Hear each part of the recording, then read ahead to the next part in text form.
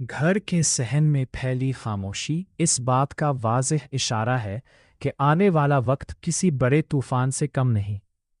सरिया बेगम सुकून से तस्बीह पढ़ रही होती हैं कि अचानक मेन गेट जोर से खुलता है और अली अपने दोस्त उस्मान के साथ इंतहाई परेशानी के आलम में घर में दाखिल होता है। अली के चेहरे पर बेचैनी साफ दिखाई देती है, क्योंकि कई दिनों से आयजा उसका फ़ोन नहीं उठा रही। उसे सिर्फ एक सवाल का जवाब चाहिए कि आखिर आयजा इससे दूर क्यों हो गई है। अली सीधा सरिया बेगम के पास पहुंचकर आयजा के बारे में पूछता है, लेकिन सरिया बेगम का रवैया अली की तवक्को के बिल्कुल बरक्स होता है।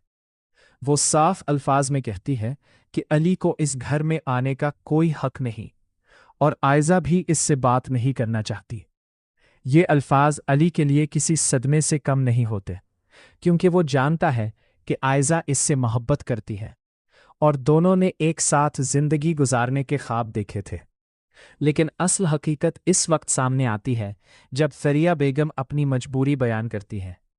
वो अली को बताती है कि आयजा की मंगनी जुनैद से हो चुकी है, और अगर जहान आरा बेगम को अली और आयजा के ताल्लुक का इल्म हो गया तो सिर्फ आयजा ही नहीं बल्कि फिजा की इज़्दिवाजी जिंदगी भी खतरे में पड़ सकती है। सरिया बेगम को खौफ है कि जहान आरा अपनी जिद और अना में फिजा का घर भी बर्बाद कर सकती है। यहाँ कहानी एक इंतहाई जज्बाती मोड़ इख्तियार करती है, क्योंकि सरिया बेगम अली के सामने हाथ जोड़कर दरखास्त करती है कि वो आयजा का पीछा छोड़ दे। इनके मुताबिक आयजा ने अपने वालिदैन की इज्जत और ख़ानदान का घर बचाने के लिए अपनी मोहब्बत कुर्बान करने का फ़ैसला किया है। अली के लिए यह हकीकत कबूल करना इंतहाई मुश्किल है। जब उसे मालूम होता है कि आयजा की मंगनी किसी और से हो चुकी है तो वो यकीन ही नहीं कर पाता। इसके जहन में सिर्फ आयजा के साथ किए गए वादे गर्दिश कर रहे होते हैं।